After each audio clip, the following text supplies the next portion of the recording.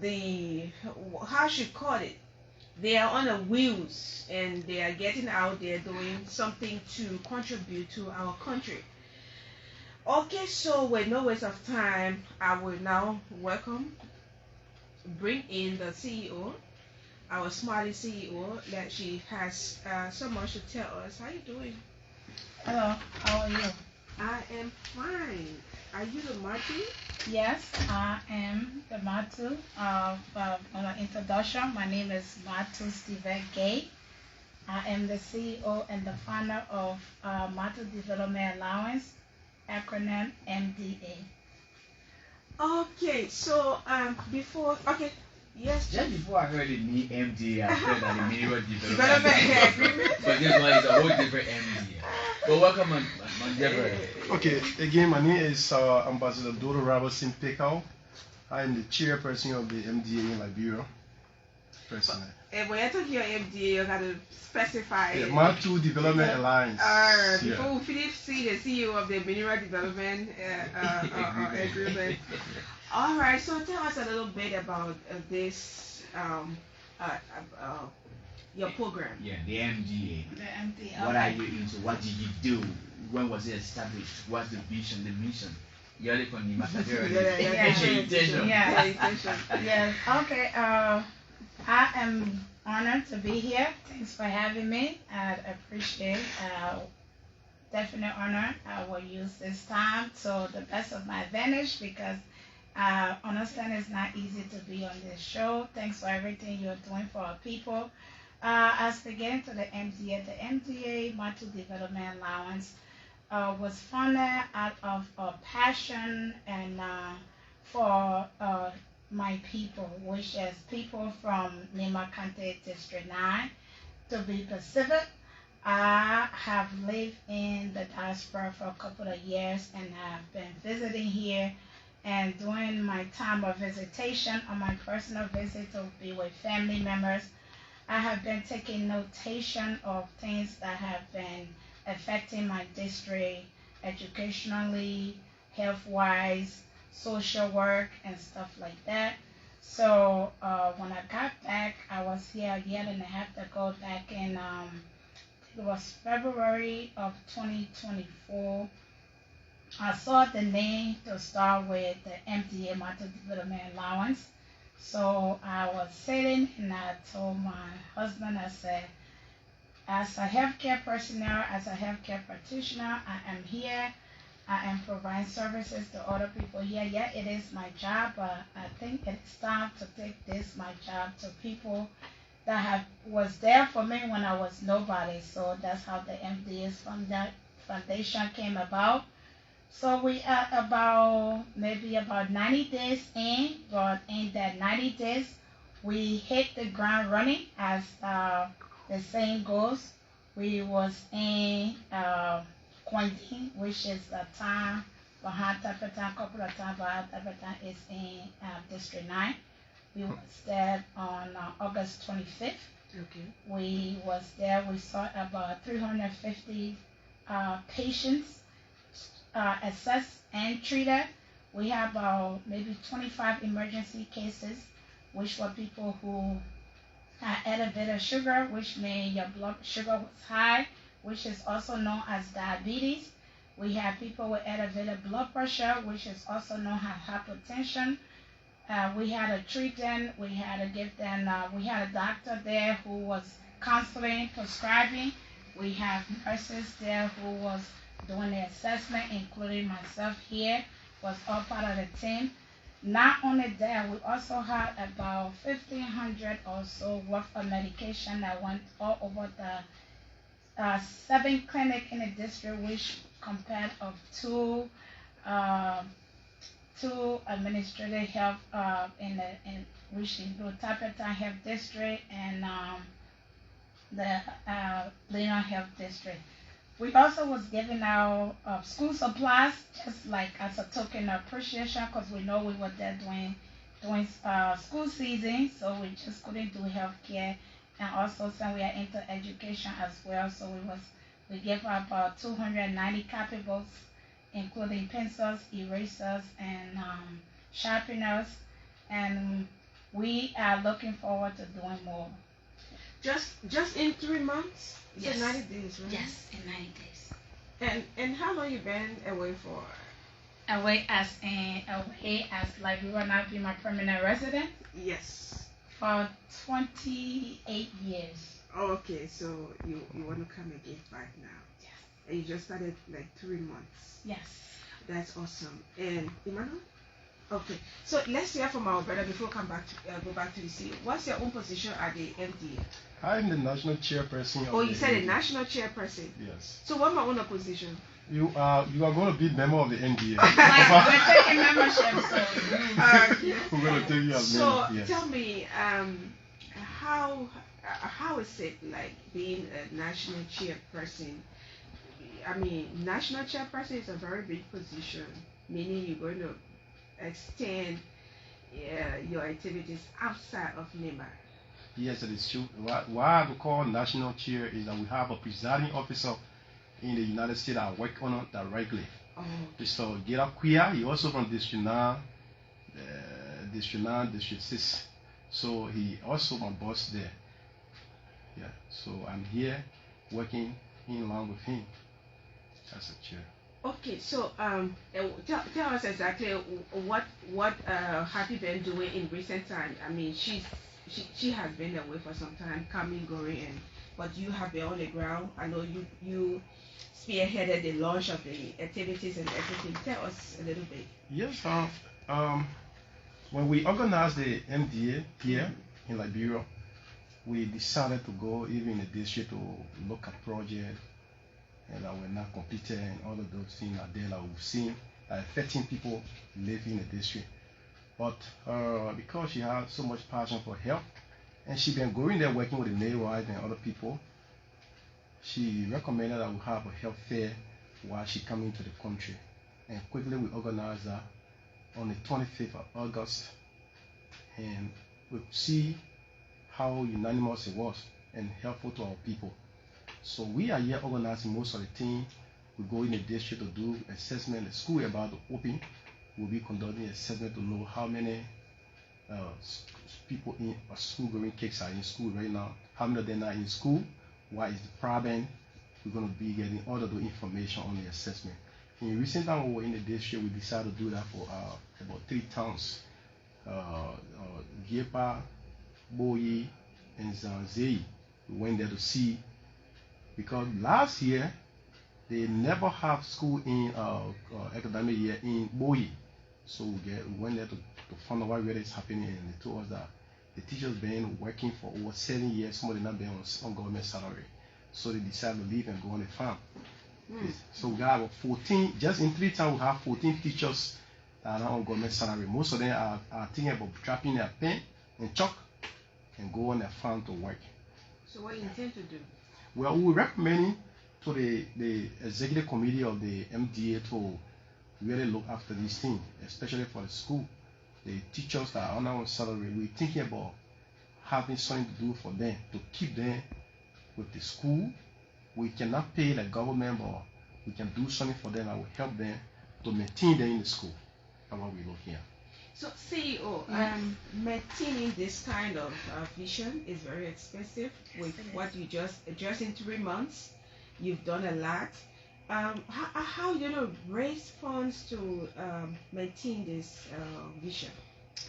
we are looking at the organization is already in a registration process. We should have gotten our certificate maybe a couple of days ago, but we had some a typo in the documentary, so that got fixed, and we should be, once we are fully registered with the Liberian government, and also we are also hoping to be registered abroad as well. We are going to be looking for partnership donors and things like that, because this kind of goal and mission and tax is not just a one-man job. This is like a hands-on-deck type of job to be able to accomplish what we are looking at. Like he said, just to add something to it, it is very sad that somebody child that has a future that has not been determined is just sitting around waiting on the government to provide the teachers with pay or funds of their salary. So that case is being held at a disadvantage because the government is not providing that salary that is supposed to be given to their teachers. And because of that, their teachers is saying that I'm gonna go on my farm, I'm gonna go cut my palm tree, I'm gonna go tap my palm one so I can sell it. And that case is being at a disadvantage for something that they have not control, no control over. So we're looking in those area of direction to see how we can compensate our teacher, even if we're not giving them the salary that the government that they're supposed to be getting. If they're not giving them a percentage of it, we can compensate them in some direction where we can hold them in a school where they can be able to provide education to our children so that our children are not left behind until we can get to our superintendent and our representative or people who are in charge of those areas where the funds are supposed to come from to be paying our teachers so our teachers are paid so they are well compensated so our kids get the education they deserve. That's great. Let me just jump in. I know I like woman to woman. That's why I'm just relaxing at the back. But I mean, Madam Gay, are you in any way into politics? At this point, we are only focusing on the humanitarian side of our people, which is the giving back. So we're just gonna keep on that wheel. Yeah, because the reason I'm asking, people come with these different foundation and all that. Later on, it transitions to politics, and they start using these things they're doing today to run campaign. I was doing this on the basis of this, they let me. That's why I'm asking because that sort of inference, when that time comes, it won't be a shock or surprise. That's what I'm asking.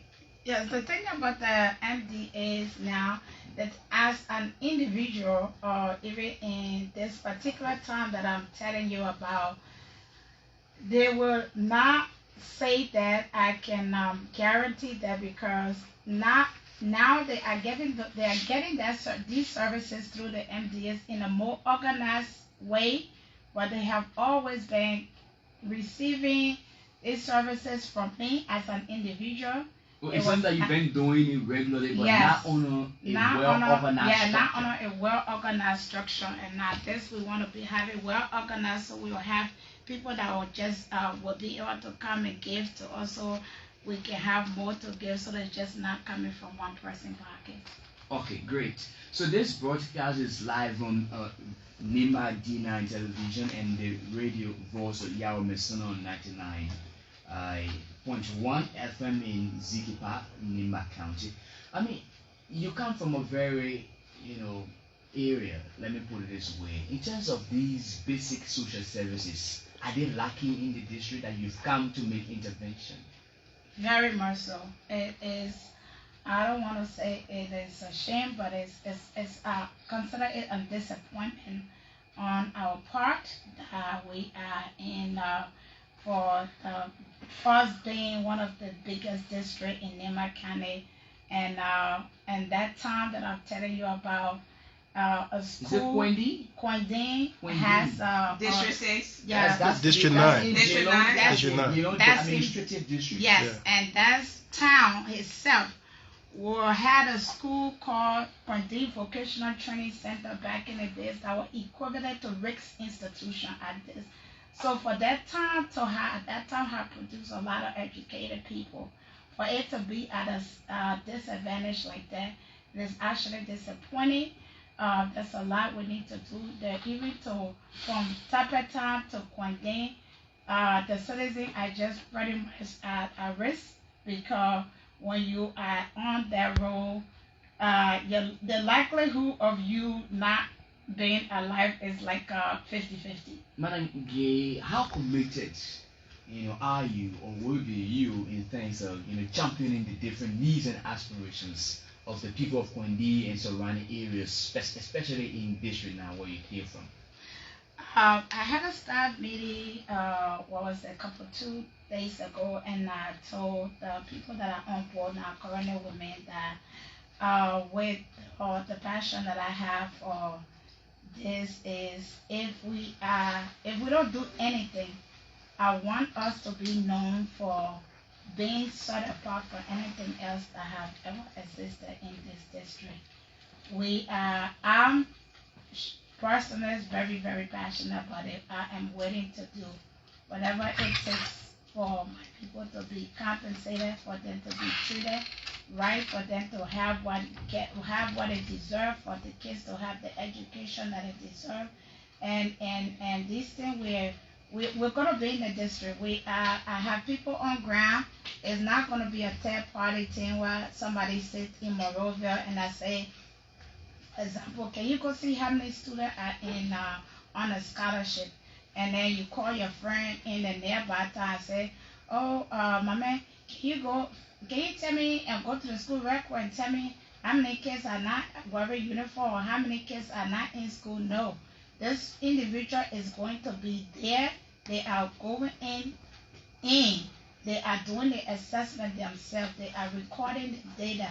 We want a first-hand information. We're not going to use any third party. And when we are doing our development, we're going to be doing it ourselves. We're not going to leave it with the town people. We are going to collaborate with them. That's not going to say, you tell, oh, how many is in your need, then we give it to them. We want to see it because we want to see the work being done. We want to see the result because we don't want to just give the budget and it end up in somebody's pocket. But you were talking about how disappointing it is, especially when it comes to development in Kwani. What's the attribution? First and foremost, we have the clinic there that the clinic do not have supplies. All the supplies that are there has rust on it. We don't have hospital bed. We don't have emergency bed. Or even the midwives are not on salary. And we go to the teachers. I was just concerned about what is leading to all that. Actually, I cannot tell you exactly what is leading to it. So this is what we are trying. At the same time, when we are in the process of trying to help, we will be interviewing. We will be collecting data. What is the problem? What is leading to this? When you were getting salary, or the one that are getting their salary, how do you get your salary? What happened? Were you getting it before? What happened to it? What was the process? We'll also be engaging people to find out what is going on, because whatever it is, we want to know so we can tackle the problem, because if we don't know what the problem is, we cannot develop the situation. There is a group in the district called Help Minimize Epilepsy. Are you in any way associated with that group? Yes, we also have just partnered with them. The last one was in Bloodiana, I think that was a month or so ago. Because we did send a contribution. One of Antoinette is one of the staff. She was with us in Quindi this weekend on the 25th.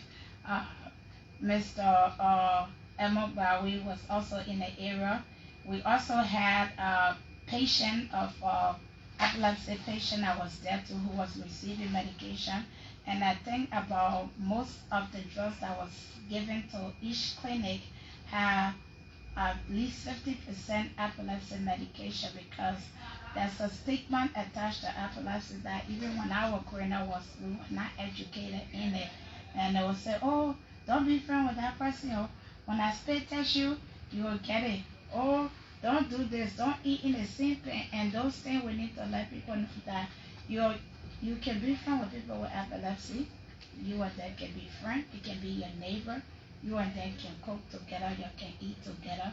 They can even have relationship. They can have kids. It's just like having diabetes. It's just like having hypertension. It's just like having cancer.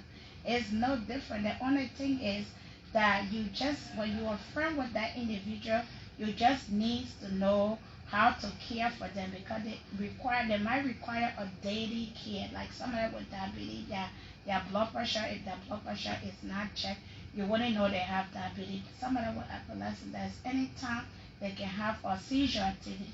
And in the process of having that seizure activity, you need to know the do's and the don'ts. You need to know what to do for them, what you can do to save their life. Those are some of the education we're going to be providing.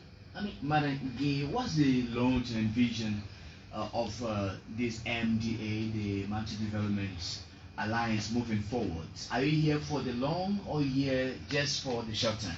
Oh, we're here for the long term. We will be coming back to you, and by that time you probably be like the president of Liberia. We will be around for very, very. We intend to be around for They're very, gonna be very long perpetual, time. yeah. Yeah, and you're gonna say, "Oh, I remember that lady's voice. She has this squeezy voice. She was on my TV show as one." Many, many, many years ago, you'll be telling your great grandchildren. But I mean, are you getting feedback in terms of the impact you continue to make? How is it like? Are people really appreciating what you do on the overall? Yes, we are getting a lot of feedback. You will not believe for we call this season of between now until October, we call it the hunger time in the interior, where people already, whatever amount, little cash they have, they're saving it to cook their little dry rice.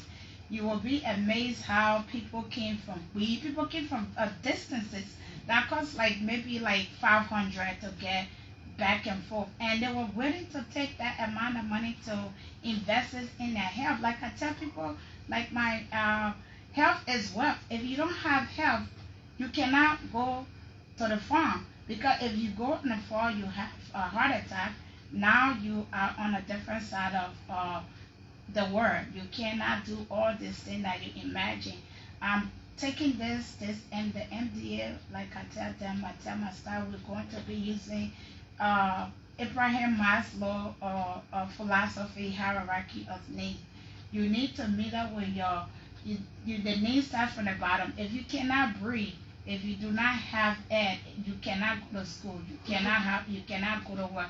So we want to be able to take care of your basic needs first, and then we move on to, as the need gets above, we move on to that, because we want to take care of your basic. Without your basic, you really cannot be a person. Hmm. So, are you wanna? Yeah, go ahead, Madam. Yeah, I noticed that you are focused on health and education. Do you have other areas too that you intend? The barrow, or do you intend, reaching out in other sectors? Yes, we intend, we also do social work. We intend the role safety. Safety, Wow. health and safety goes hand in hand, because if you're not safe, you really cannot provide healthcare. So even me going there to provide healthcare for the people, I need to make sure I'm safe. I need to make sure the medication reaches them. I need to make sure the healthcare staff, the doctors that are coming with me, the nurses, the team that are coming with me, I need to make sure they get there safely. And if I'm gonna be putting my staff at a risk like that on those kind of role, then also, of course, we're gonna be looking into those areas, making sure the road condition is conducive for us to be able to get from one point to another easily.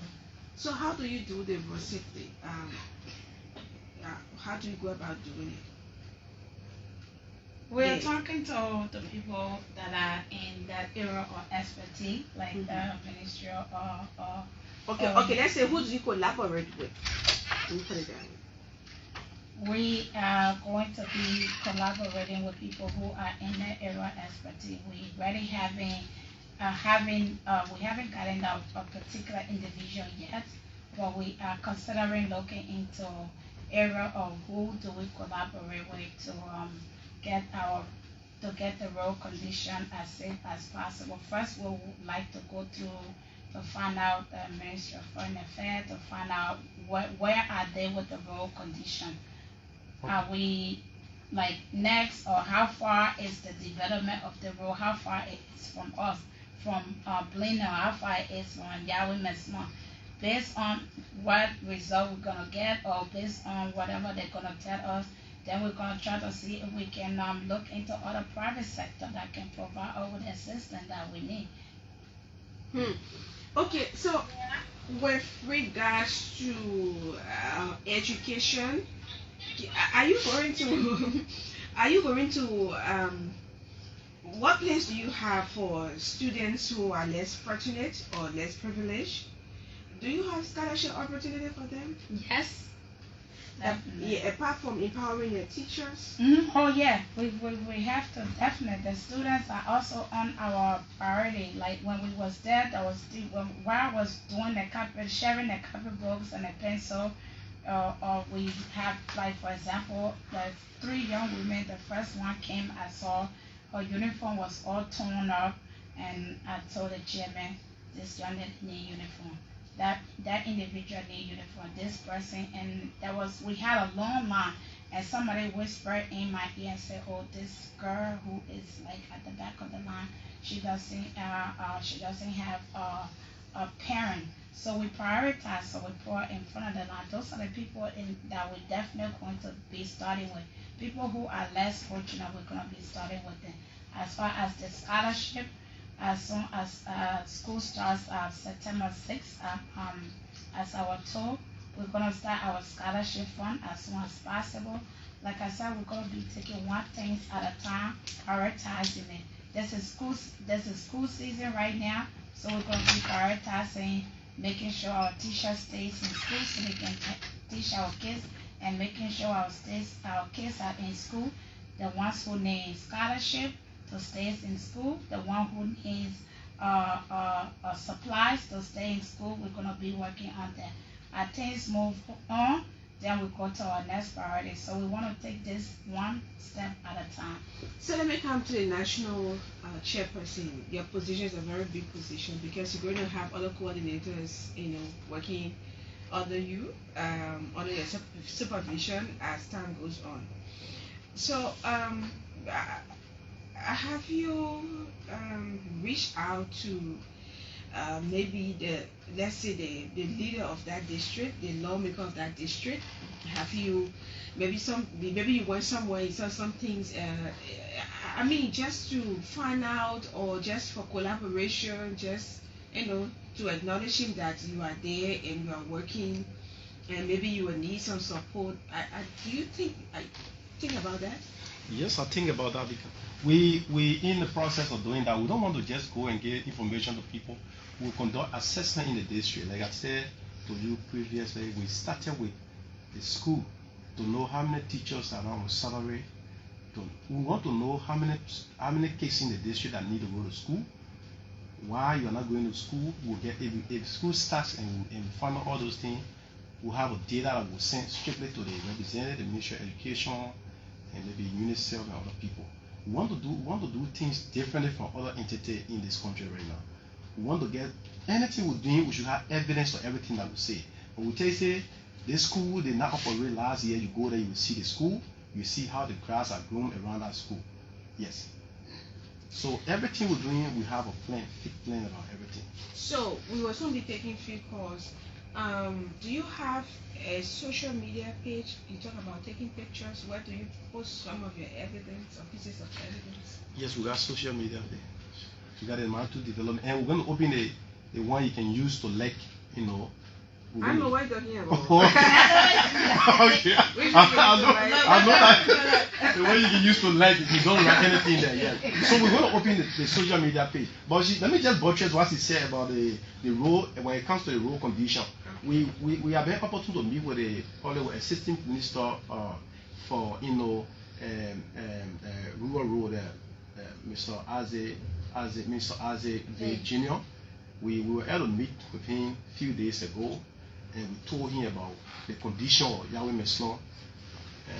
Fortunately for us, he said they have conducted assessment from the Tapetan Zigepa to Secretary side, that they have done that. And they will be going to Kwendin, because the road leaving through Kwendin is going strictly to River Cess from Gugostan to get to Legastan and all the area there. So they also going to have their team going there to conduct assessment to know exactly how much it will cost. All of the bridges are there that need to be constructed with concrete and all those things. Go how who bridges there. The people put law. They got one company that operating there, Westwater Group of Companies is there. That company got a social agreement with the people there, but I don't think they are really doing well, because the social agreement they have with the people, they are not being able to implement most of the things they said.